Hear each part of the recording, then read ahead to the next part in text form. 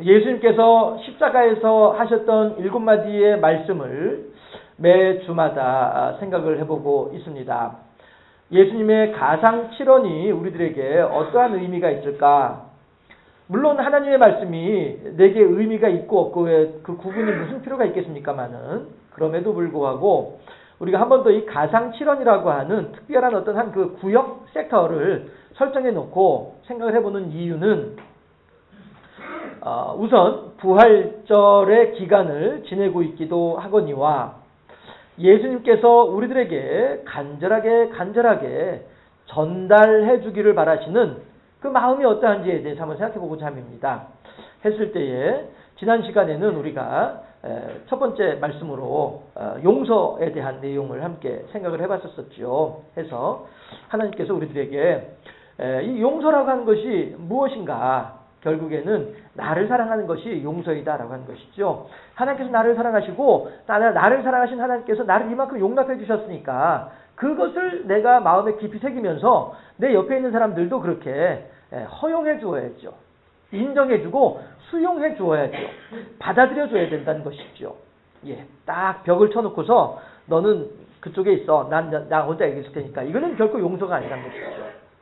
용서라고 하는 것은 이미 하나님께서 내게 베풀어 주셨던 그 은혜와 사랑, 이것을 생각을 하면서 하나님께서 나를 수용해 주셨잖아요. 하나님께서 나를 받아 주셨잖아요. 하나님께서 나를 인정해 주셨잖아요. 이것을 가지고 우리들이 이 에너지를 가지고 이제 다른 사람들에게도 그렇게 내가 하나님으로부터 받았던 것을 다른 사람들에게도 너희가 거저받았으니 거저주어라 하시는 것처럼 말이죠. 우리가 그렇게 다른 사람들을 받아주고, 그러니까 수용하고 인정해주고 할 수 있는 이것이 용서의 출발점이다, 시작이다라고 하는 것이죠. 해서 이 용서를 하게 되면 우선 내가 마음 편해지죠. 그 사람은 나를 용서하지 않았으면은 여전히 그 사람은 나에 대한 미운 감정을 가지고 살겠죠. 자꾸 이제 거듭 얘기가 나옵니다만 요즘 세월호 유가족들 보면서 그 감정의 지금 엔트로피를 보고 있거든요. 사실 이것이 작용 반작용으로 먼저 어느 한쪽에서 딱 치니까 거기에 대해서 이제 한쪽에서 받아쳤단 말이에요. 받아치니까 또다시 더 큰 에너지가 오는 것이고 그랬을 때 더 큰 파워를 내보내는 거란 말이에요. 이렇게 서로 간에 주고받으면서 지금 감정이 지금 상승 곡선을 향해서 치닫고 있는데 요즘 그 유가족들이 이제 그 시위하는 현장에서, 데모하는 현장에서, 또 이렇게 자유발언하는 현장에서 이렇게 하는 걸 바라보면은 점점 이들의 감정이 격해져 가고 있구나. 더군다나 많은 사람들이 함께 거기서 이제 몰려 있다 보니까 더 감정이 격해지고 있고 상승곡선을 지금 시너지 효과를 지금 내고 있구나. 이러다가 분명히 어느 유가족 중에 한 사람이 또 분신하겠다고 나서는 것 아니겠는가, 이런 염려가 들 정도로 말이죠.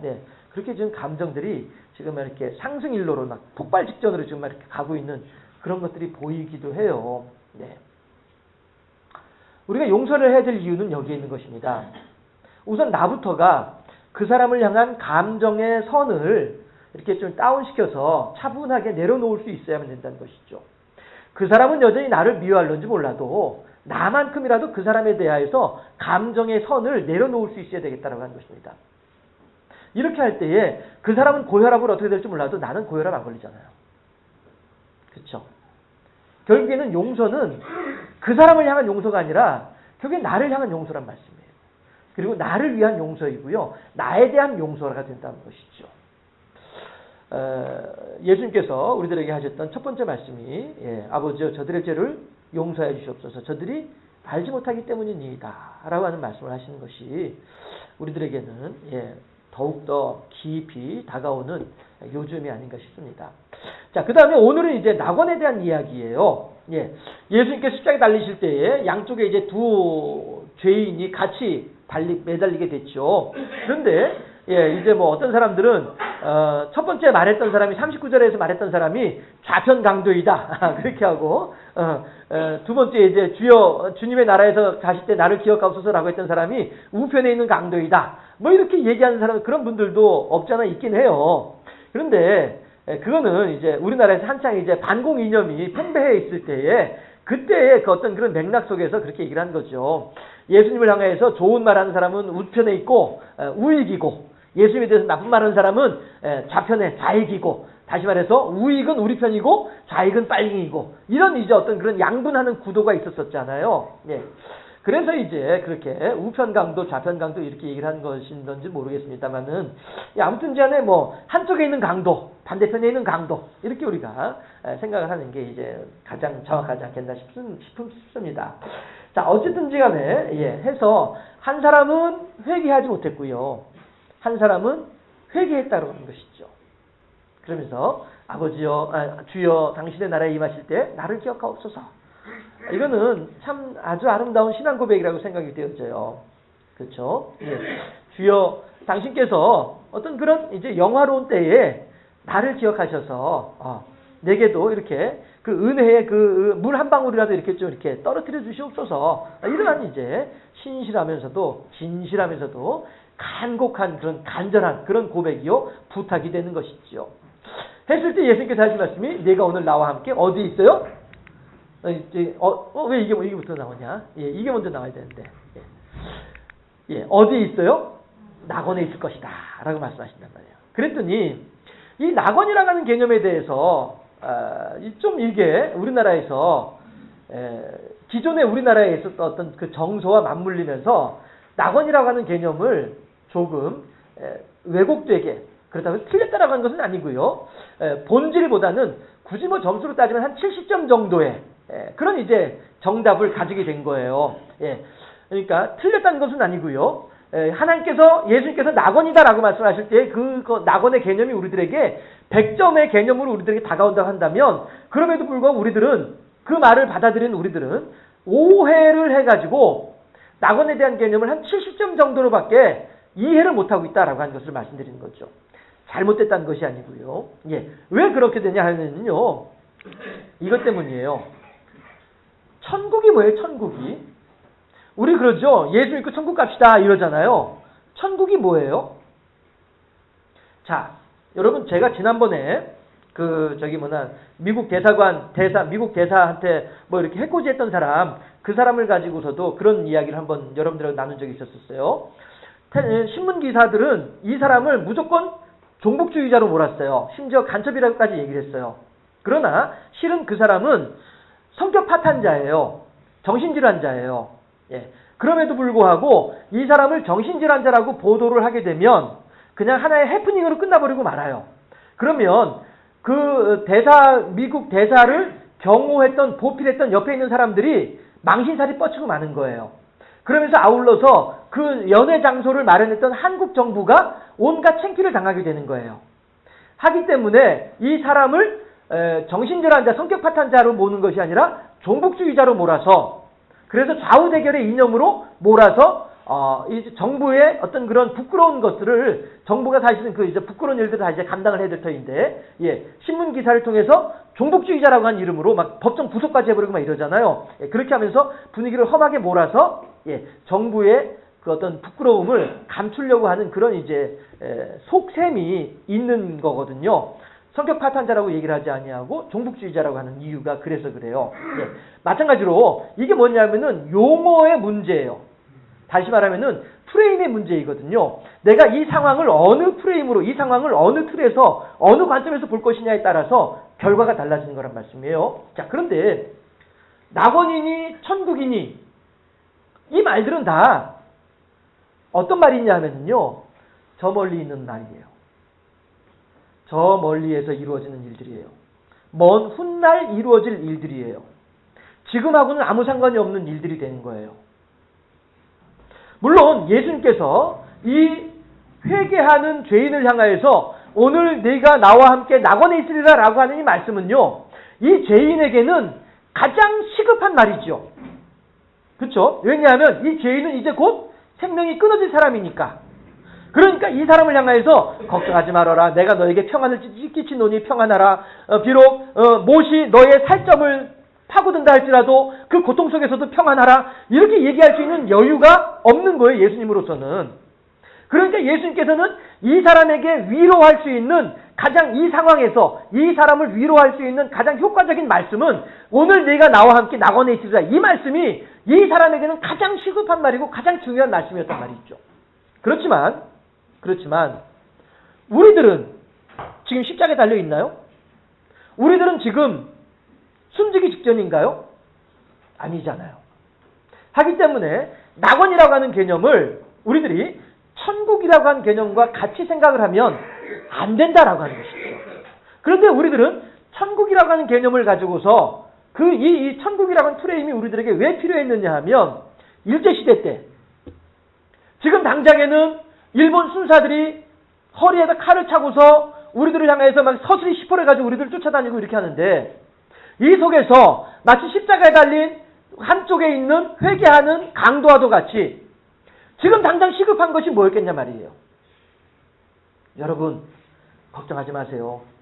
잠시 후에 일본 순사들이 말을 타고 우리가 모여있는 이곳으로 지금 쳐들어올 텐데 쳐들어와가지고서는 문을 다 이제 못으로 모칠해가지고 문 열지 못하게 만들어버리고 여기다 불을 질러서 우리들을 다 불태워 죽일 건데 걱정하지 마세요. 하나님께서요 불 가운데서도 물 가운데서도 우리를 지켜줄 거라고 했으니까 염려하지 마세요.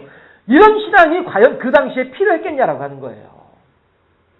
그 당시에 아직 복음의 어떤 토대가 제대로 갖추어져 있지 않은 그러나 시급하기만 한 영혼 구원이 너무나도 소중한 그 상황 속에서는 우리나라 사람들을 향해서 그러니까 이제 우리 일제시대 때 우리 신앙의 사람들 얘기하는 거예요.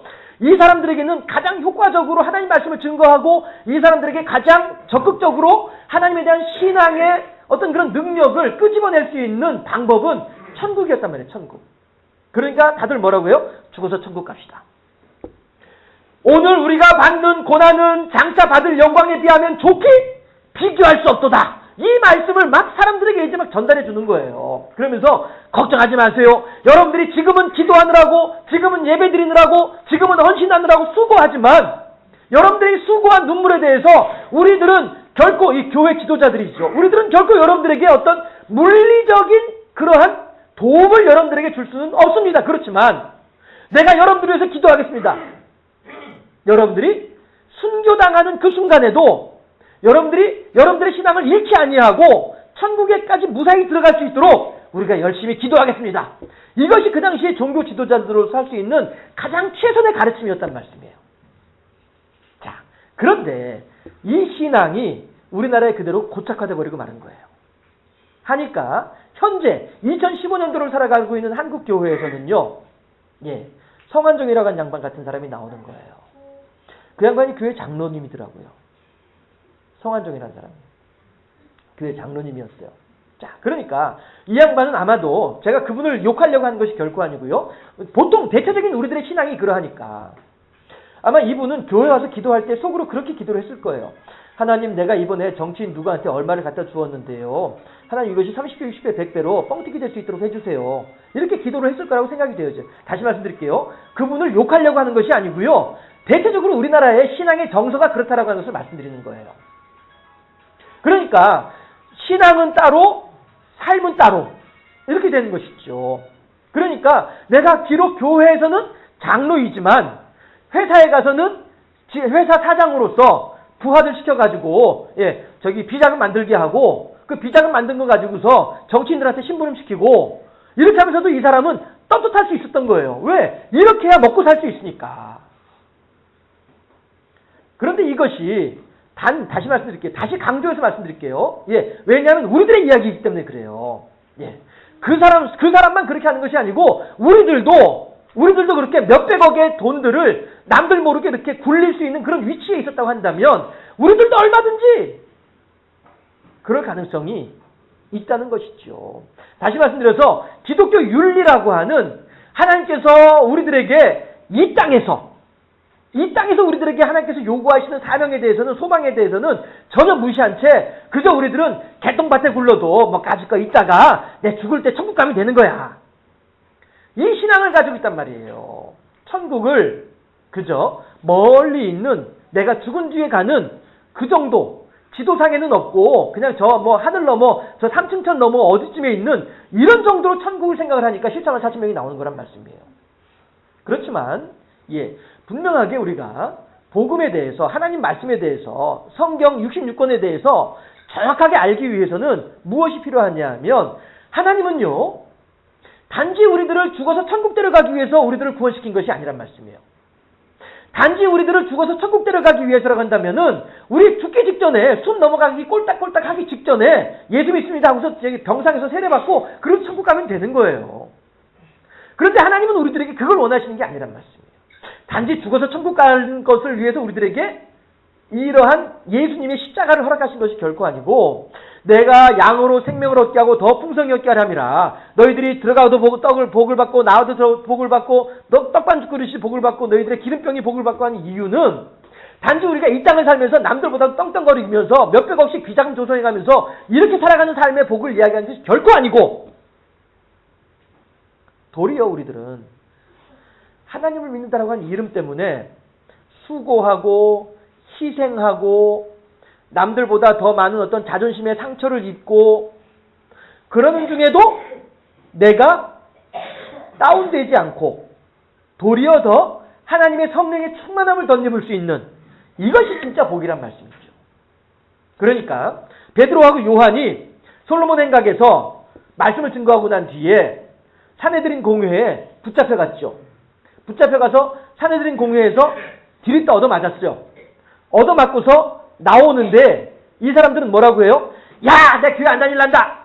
내가 말이야 예수님 살아났다고 부모님만 증거했다면서도 나를 말이야 이렇게 두들겨 패기나고 말이야. 에이 됐어, 나 안 해. 이건 짓 안 해. 내가 뭐하러 내가 이렇게 얻어맞아가면서 이용하고 있어. 나 안 해. 이 신앙은 우리들이 가지고 있는 신앙이에요. 2015년도 한국이 가지고 있는 신앙이에요. 그렇지만 이 사람들은 어떻게 해요? 이 일에, 이만큼의 고난당하는 일에 하나님께서 합당하게 여기신 것으로 인하여서 감사했다는 거예요. 40이 하나 감한 매를 맞았는데도 불구하고 40이 하나 감한 매를 맞는 것은 죽을 수도 있는 매예요. 맞다가 죽을 수도 있는 가능성이 있는 것이 40이 하나 감한 매란 말씀이에요. 그런데 자기의 생명이 경각지간에 달렸다가 다시 살아났음에도 불구하고 이 사람들은 무엇 때문에 감사하느냐 하면은, 아이고 하나님이시여 나로 하여금 이만큼의 고난을 당할 수 있는 믿음의 사람으로 인정해 주신 것을 감사한다는 거예요. 우리들은 무엇 때문에 감사하죠? 우리들은 무엇 때문에 즐거워하나요? 로또 복권 당첨되니까 감사한 거예요? 승진하니까 감사한 거예요? 내가 이번에 저기 농사를 지었는데 평상시보다도 내가 한 20가마가 더 나왔어. 아이고 할렐루야 하나님 감사합니다. 물론 그런 것들도 우리들에게 충분히 하나님을 향해서 감사의 제목들이 되어지죠. 하지만은 보다 더 본질적인 감사, 보다 더 근본적인 하나님을 향한 나와의 관계, 이것이 무엇이냐 하는 거예요. 베드로와 요한은 그 매를 맞은 것으로 인해서도 야 하나님이시여 감사합니다. 내가 이런 매를 맞을 정도로 이 매를 감당할 수 있을 정도로 내 신앙이 좋다라고 하나님께서 인정해 주시니까 너무너무 감사합니다. 우리들의 신앙은요, 단지 죽어서 천국 가는 그런 신앙이 아니란 말씀이에요. 그런데 이런 신앙은 어디서 가지고 있던 신앙이었냐면요, 이 사람들이에요. 극락을 소망하는 사람들의 신앙이 이 신앙이었었어요. 그러니까 결국에는 한국의 현재 2015년도의 복음은 뿌리가 어디에 있냐면요, 죄송하지만요, 불교에 있어요. 2015년도 한국의 하나님에 대한 이해는 그 뿌리가 불교에 있어요. 불교에. 참 안타까운 일이죠. 이러다 보니까 하나님의 복음이 우리들에게 복음으로서 전달되어지는 것이 아니라, 말씀드렸다시피 처음에 시작하면서 표현했던 것처럼 틀렸다는 것이 아니라 70점짜리란 말씀이에요. 하나님은 우리들에게 100점짜리로 답을 제시해주고 계시는데 우리들이 이해하는 것은 70점으로만 이해를 한다라고 하는 것이죠. 제가 한 번씩 말씀드리는 그 외제차 링컨 MK5라고 하는 차가 그 자동 그 주차, 그러니까 오토 발레 파킹, 그러니까 발레 파킹 기능이 있더라고요. 제가 이렇게 따지다 보니까.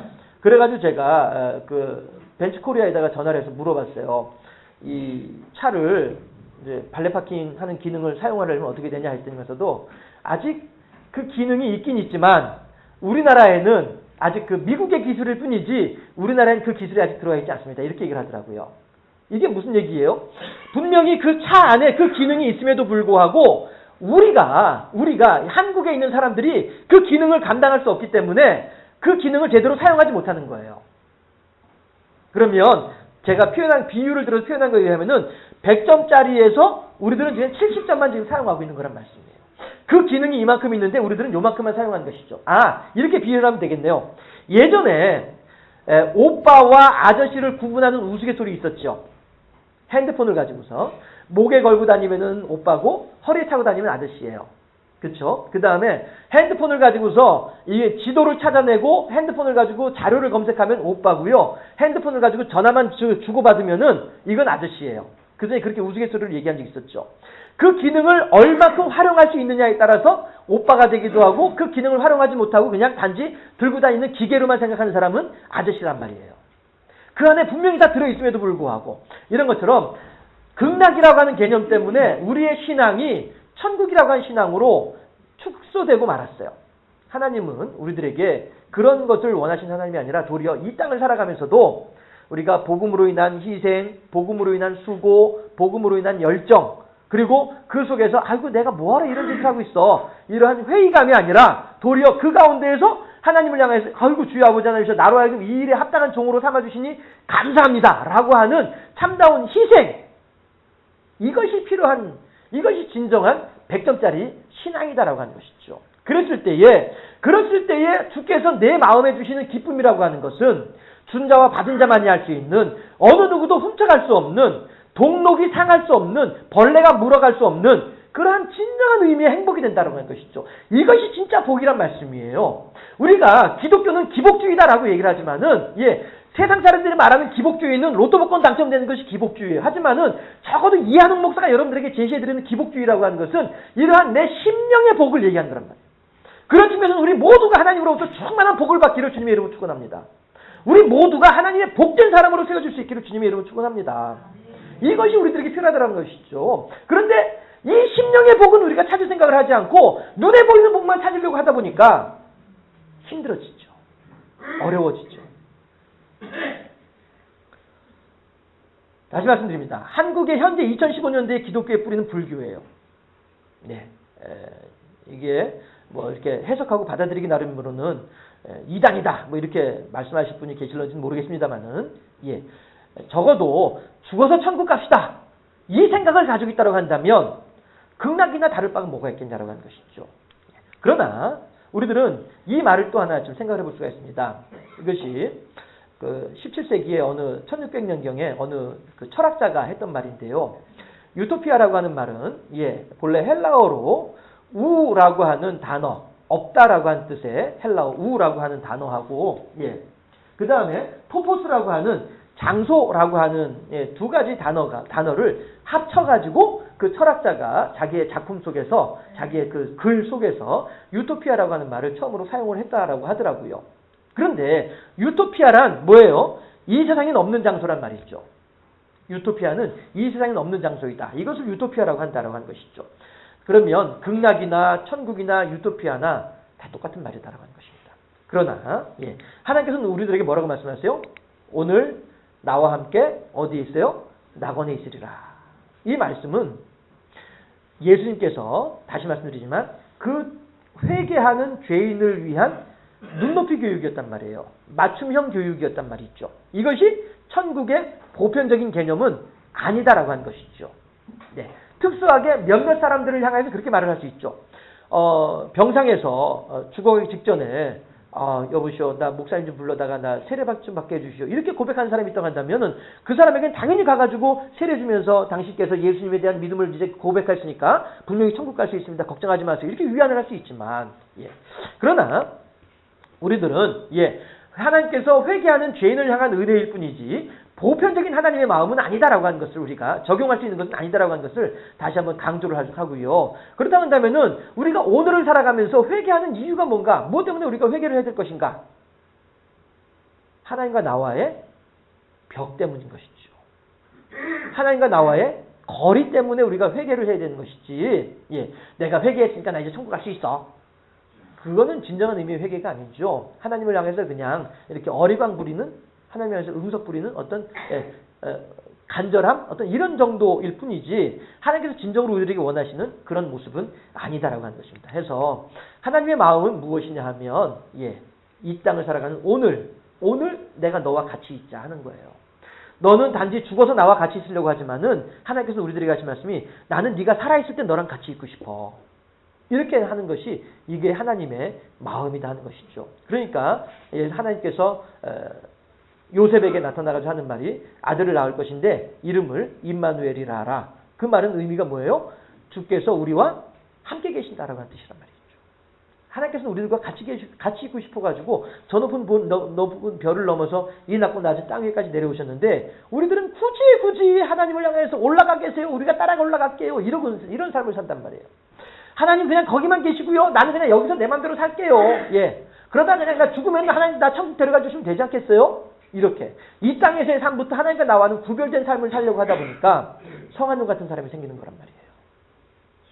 과연 하나님께서 우리들에게 그렇게 로비하면서 뇌물 써가면서 그렇게 회사 일으켜가지고 그 회사를 크게 키워가지고 그 뭐 하려고요? 도리어 회사 규모는 좀 작을런지 몰라도 하나님의 공의와 정의대로 그렇게 행하는 그런 회사였다고 한다면 도리어 더 행복하지 않았겠어요? 도리어 더 나라는 더 안정되어져 있지 않았겠냐 하는 것이죠. 우리들의 신앙이란. 제가 이렇게 성한용이라는 한 사람을 이야기할 수 있는 것은 그 사람만 이야기하는 것이 아니라 적어도 2015년도 우리 장산교회 교인들을 향한 말이기 때문에 저를 포함해서 우리 모두는 제2의 성한종들이에요. 결국에는. 무엇 때문에요? 천국의 개념 때문에요. 낙원에 대한 개념 때문에.